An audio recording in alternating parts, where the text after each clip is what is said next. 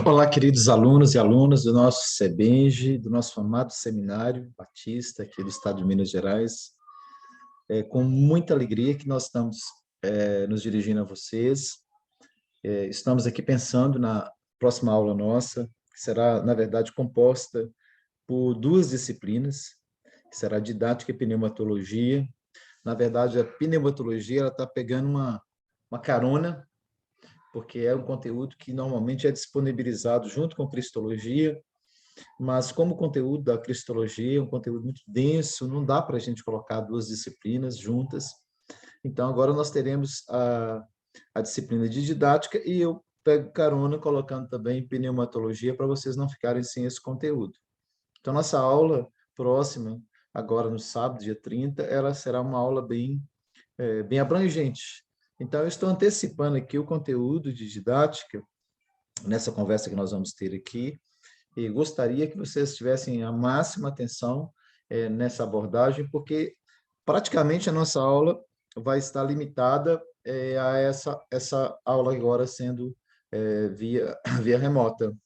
E eu vou apresentar para vocês os slides e também a proposta de trabalho, as atividades a serem feitas, e quero desafiá-los em valorizar esse ambiente virtual, porque também nos dá muitas ferramentas e temos pensado numa formação mais elaborada de vocês, com uma proposta mais acadêmica, mais científica, sem perder a piedade, sem perder a visão bíblica, teológica, mas nós vivemos num mundo em que o conhecimento ele hoje ele é um produto, ele é alguma coisa que é produzida com qualidade. Não adianta você apenas ter um conteúdo se você não tiver uma embalagem, se você não tiver um formato adequado.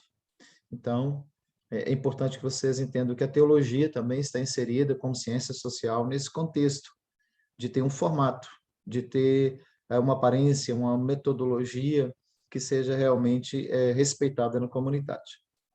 E, por falar nisso, a nossa disciplina didática tem tudo a ver com isso. Eu quero projetar aqui alguns slides para vocês. Deixa eu só abrir aqui a página própria. Vou colocar aqui no formato leitura, para que possa ficar bem visível para vocês. Deixa eu só subir aqui o espaço que está a minha figura. Pronto, acho que aqui vai dar certo. Como eu disse, a nossa disciplina é a disciplina de didática, e a primeira questão importante é um conceito mínimo sobre o que é didática.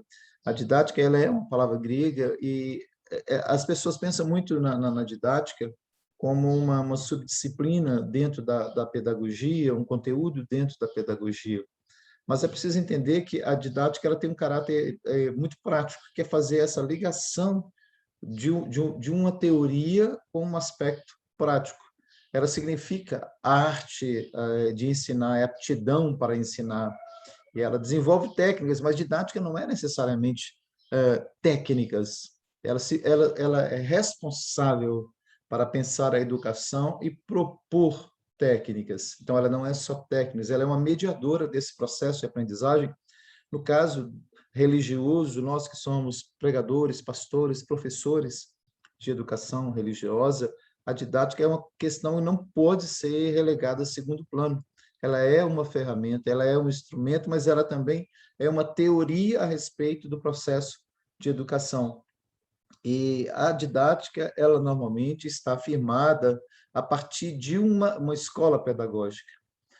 Brevemente, não é o meu intuito principal aqui, eu quero dar uma ideia de vocês das correntes pedagógicas, alguns de vocês que fizeram pedagogia, magistério superior, ou algum curso ligado à docência, talvez não seja novidade, mas eu quero dar uma passada aqui para vocês.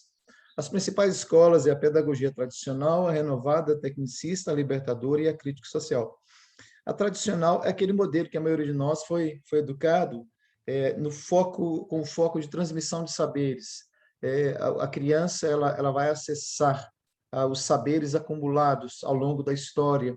Então, é um modelo de educação que não é crítica, que não é discursivo. O foco é na transmissão. O aluno é apenas um paciente, um receptáculo. Já a pedagogia renovada vem com uma proposta de inserir o cotidiano dos alunos, o dia a dia dos alunos. Os conteúdos não são conteúdos, como é que a gente diz isso? É, conteúdos que já foram acumulados ao longo dos anos, tem um nome próprio disso, catedráticos. Não, a ideia não é essa, de você repassar conhecimentos acumulados, mas é a partir de um cotidiano, a partir de um espaço que seja conhecido do aluno, se produzir educação nesse contexto. É um avanço, mas é ainda uma pedagogia que não consegue fazer uma crítica social. Temos depois a pedagogia textista, que voltou à moda, especialmente no Brasil agora, com os cursos técnicos, que é a ideia de formar trabalhadores para o trabalho, para a indústria, para o comércio, ou seja, privilegia o ferramental tecnológico. A questão mais importante nesse projeto de educação não é o indivíduo em si, mas é produzir um trabalhador, produzir um operário. Voltou à moda no Brasil novamente esse modelo. A pedagogia libertadora, um dos principais teóricos que a gente conhece é Paulo Freire, e é aquela ideia de que o ensino ele tem que promover emancipação, transformação social, cidadania, ou seja, desenvolver o espírito crítico dos alunos. A escola tem que possibilitar ao aluno uma leitura da realidade social no processo educacional. O aluno é, antes de tudo, um cidadão.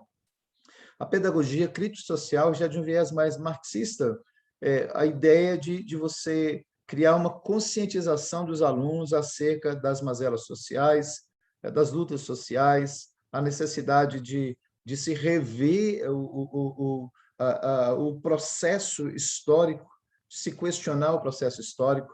É uma análise sociológica, é uma pedagogia que parte da análise da sociedade. Não é uma educação que é levada à sociedade, mas uma educação que é produzida a partir dessa análise da sociedade. Está dentro de um viés socialista. Então, só para apresentar para vocês, não vou me ater aqui e nem fazer um juízo sobre qual é melhor, qual deixa de ser melhor, mas apenas para vocês saberem que essas são as principais escolas pedagógicas. E é a partir dessas escolas pedagógicas que se pensa na didática. A didática não nasce num vazio pedagógico, ela nasce a partir dessas pedagogias. E, no nosso caso, eu quero ter agora uma conversa mais religiosa com vocês, e eu fico pensando naquele texto de João 8,43, quando Jesus faz essa pergunta: por que vocês não estão entendendo a minha fala? Por que a minha linguagem é estranha para vocês? Por que vocês não conseguem entender o que eu estou ensinando? E essa é uma pergunta que todo educador cristão faz em algum momento, porque ele diz assim, mas eu estou ensinando, eu estou transmitindo conteúdo, qual é a dificuldade das pessoas? E aqui a gente sabe, a primeira resposta é a natureza nossa, de imediato, a nossa natureza pecaminosa, egoísta, autossuficiente, essas indisposições naturais que nós apresentamos não deixa de ser uma barreira imensa para a educação. Então, a didática ela entra exatamente nesse contexto. Observe que Jesus tinha uma didática diferenciada, uma didática contextual e revolucionária para a época. A maioria dos mestres eles ficavam nas suas escolas e os alunos iam até ele, né? Outros ensinavam apenas no ambiente da sinagoga. Jesus, na verdade, ele ofereceu uma forma de educação popular, vamos dizer assim. Ele ia onde havia pessoas, ele ia onde havia multidões, era na praia, era no mercado, era na praça, era numa festa religiosa, lá estava Jesus, com a sua proposta didática revolucionária para os rabinos da época, que tinham esse ensinamento mais passivo. Não, Jesus teve uma abordagem mais ativa, mais contextual, ele foi onde as pessoas estavam. Então, todas essas questões, elas desencadeiam na nossa cabeça uma necessidade de rever a nossa prática didática. E o que nós pretendemos com essa disciplina, de fato, né? O que a gente pretende?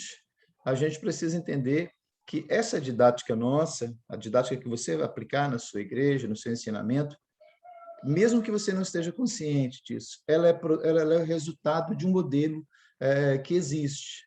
Você não está ensinando, você não está usando uma didática num vazio pedagógico.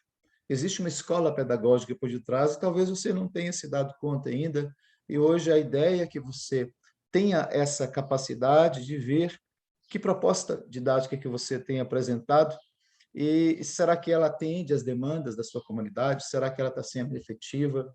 Essa discussão já existe já há mais ou menos 150 anos no ambiente da teologia e da ciência da religião.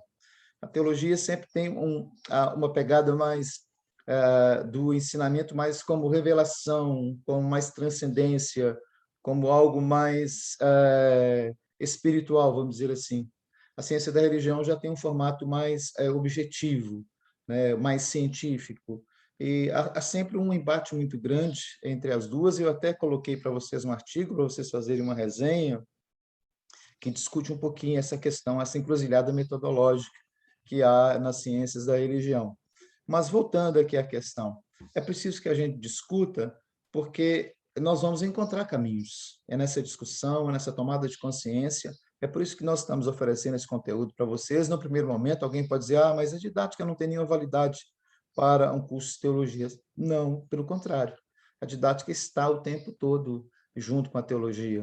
Eu quero discutir brevemente apenas dois modelos que representam a realidade, eu diria que a realidade global das propostas pedagógicas, das propostas didáticas. Dois modelos, basicamente. Um modelo chamado explicativo, que é um modelo baseado no racionalismo, é um modelo positivista, é um modelo que entende que a educação religiosa deve ser oferecida numa perspectiva de uma religião que é um produto cultural imanente, ou seja, não se leva aqui, no primeiro momento, a questão da transcendência.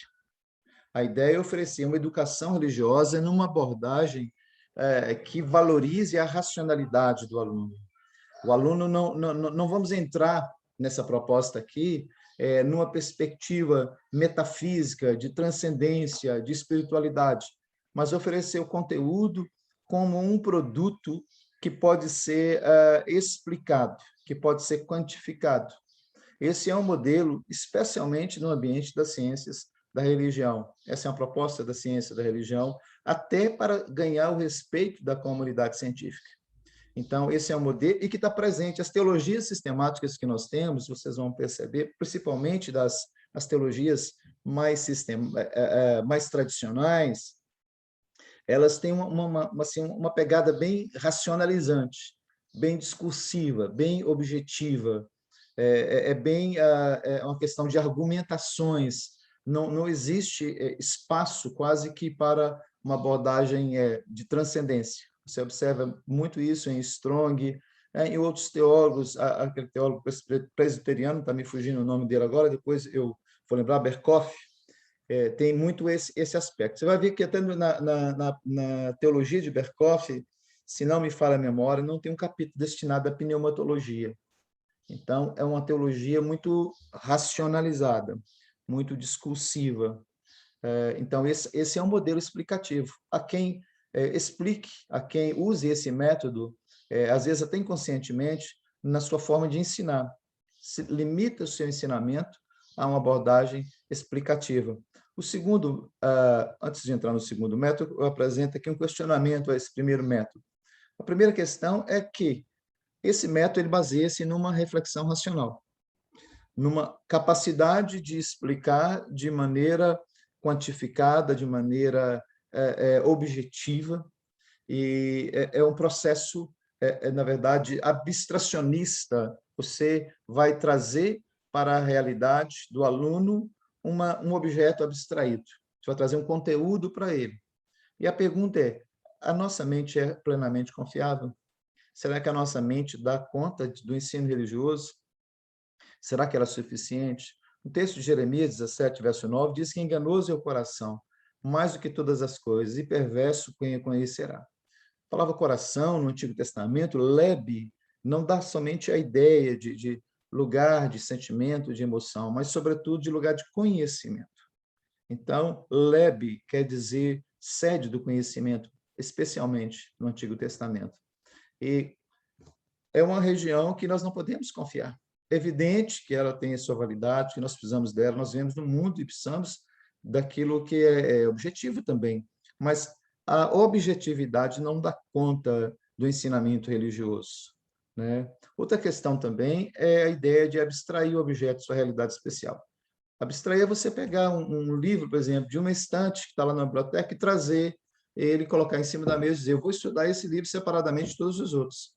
É uma missão impossível, porque esse livro que está separadamente sobre a sua mesa, ele está relacionado com os outros livros. Existem outras referências, existem outras ilustrações. Quem escreveu o livro leu outros livros, então nada está separado, nada existe independente. E o texto de Paulo, de 1 Coríntios 12, 21, nos lembra isso. Diz que o olho não pode dizer à mão, não tenho necessidade de ti, nem ainda a cabeça aos pés, não tenho necessidade de vós. Então, o aprendizado, ele não se dá, parece não ser viável dentro de uma proposta meramente explicativa, esse recorte da realidade, para estudarmos como quem estuda anatomia e corta um pedaço, corta a cabeça para estudar só a cabeça. Não se conhece a cabeça sem conhecer o pescoço, sem conhecer o tronco, as pernas, tudo está ligado. Então, essa é uma questão muito complicada para esse modelo. O segundo modelo, o segundo método, é o compreensivo, e ele é um método que nasce já como reação ao modelo explicativo.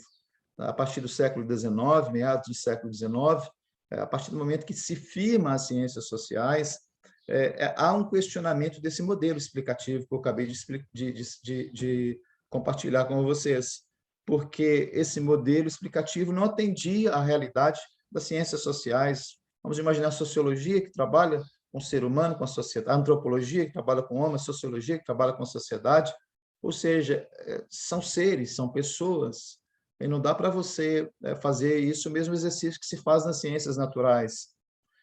Nem tudo que é humano pode ser quantificado, nem tudo que é humano pode ser colocado num gráfico, numa estatística. Então, esse método compreensivo, especialmente a partir de Dilthey, que é um filósofo alemão, ele vai propor um modelo chamado compreensivo, que é baseado na vida, no vivenciar das pessoas, que não está desconectado da realidade da vida. E esse modelo compreensivo, o conhecimento, não se isola o objeto, mas o conhecimento se dá no encontro do objeto com o sujeito. Não se abstrai o objeto de uma realidade maior, mas no encontro com esse objeto é que se dá o conhecimento. E duas questões que esse método compreensivo apresenta e que eu considero extremamente importante para nós, educadores cristãos, que a pergunta que a gente faz, é possível a gente falar de religião sem experienciar a religião?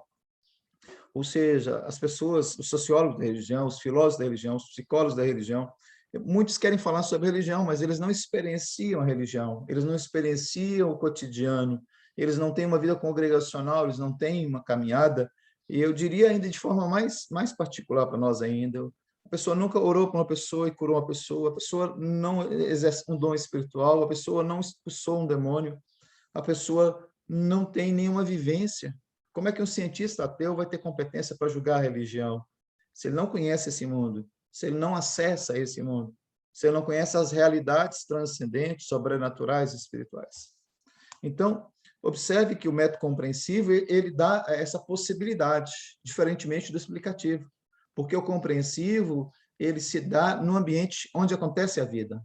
Ele tem uma pegada fenomenológica, onde o fato está acontecendo. É pela observação dos fatos como estão acontecendo. Não é você chegar e trazer para aquele objeto, para aquele fato, concepções já pré-dadas, né? Se você vai chegar e vai viver, vai experimentar, vai provar aquela realidade. Essa é uma proposta didática interessante quando é baseada nesse método compreensivo. Mas antes da gente definir qual método a gente deve utilizar, a gente tem que responder essa pergunta. Será que a religião é somente um fenômeno cultural imanente? Ou seja, será que a religião é apenas um fenômeno histórico, antropológico? Será que ela não tem um viés transcendente? Será que ela não tem um sobrenatural necessário? Porque muitas vezes a gente vive o sobrenatural, mas tem vergonha de tratar do assunto na academia. A gente tem experiências com Deus, mas não sabe como trazer isso para o ambiente da educação. E esse apartamento da realidade religiosa nossa, da realidade do ensino, traz um prejuízo imenso, porque nossos alunos acreditam que vão aprender sobre religião como se aprende matemática, né? Nós temos que entender que a religião ela não nos permite neutralidades. A gente participa de um mundo, a gente está envolvido no mundo, né? Existe uma participação vivida, experienciada, e nós não temos que ter mais vergonha dessas coisas. No final dessa aula, eu vou mostrar para vocês um artigo que eu publiquei já alguns meses atrás, no ambiente das ciências sociais, em que o único que faz uma abordagem religiosa é o artigo que eu faço. E, no primeiro momento, poderia ser assim, ó, puxa vida, você vai entrar no mundo que você vai ser questionado, vai ser desprezado, não vai ser aceito. E esse artigo, quando colocado nesse meio, ele foi, inclusive, escolhido o melhor artigo, entre centenas de artigos, porque, muitas vezes, é exatamente isso que as pessoas esperam de nós. Se nós chegarmos lá com uma proposta racionalista, empirista, um modelo de científico já que eles conhecem, que novidade é nisso, né? E mesmo porque seria uma traição às nossas convicções. O que a gente precisa saber é como apresentar esse formato. Eu não preciso chegar e falar assim, olha, gente, eu estava na rua e apareceu um endemoniado, eu expulsei o demônio. Tem outras maneiras de eu falar isso. Tem uma maneira acadêmica de eu falar isso. Existem formas de eu tratar do sobrenatural, do transcendente, do espiritual. Então, a religião, ela não é somente um fenômeno cultural imanente, ela não é só um produto histórico. Existe algo além disso. E uma questão muito importante para nós, educadores, é que a religião, ela não pode ignorar o entorno social do fiel. Você tem que produzir uma educação que seja contextualizada. Não adianta apenas a gente pegar a teologia que temos e levar para a igreja, para a sala de escola bíblica, mas nós precisamos trazer a realidade do indivíduo. Aí a gente pensa naquelas propostas pedagógicas lá, né? Até o nome Paulo Freire, agora que é demonizado, não pode nem falar, mas eu falo, não importa. A expectativa de você trazer a realidade social. Mesmo o modelo marxista, como análise, não como proposta política, por favor, me compreendam, mas como análise sociológica, eu tenho que entender as demandas da minha comunidade e contextualizar a realidade de ensino, né? Se você tem uma abordagem apenas historicista, expositiva, isso vai se tornar insuportável para os seus alunos, porque não tem a ver com a realidade deles. Observe que Jesus tinha um discurso afinado com cada realidade social. Se ele tinha que falar com um mestre, um doutor, como Nicodemos, ele tinha uma palavra mais elaborada, mais sofisticada, mais rebuscada, mas quando ele vai falar com Pedro, com João, ele vai ter que ter um vocabulário popular do povão ali, um coloquial, uma linguagem contextualizada, uma realidade ali de pescadores. Então, esse é o defeito, tanto na educação secular quanto na educação religiosa, essa falta de conexão com a vida fora da escola, com o dia a dia das pessoas. Faço uma citação de Brandenburg aqui, entre muitas outras, vocês terão esses slides, por isso eu não estou me gastando tempo para citá-los. Ele fala exatamente isso, ou seja, a subjetividade, a vida fora da escola é totalmente desprezada, é esquecida, e nós temos que ter esse cuidado, porque às vezes nós estamos com um discurso na nossa igreja, nas nossas salas de aula, que está divorciado da realidade das pessoas, do dia a dia das pessoas.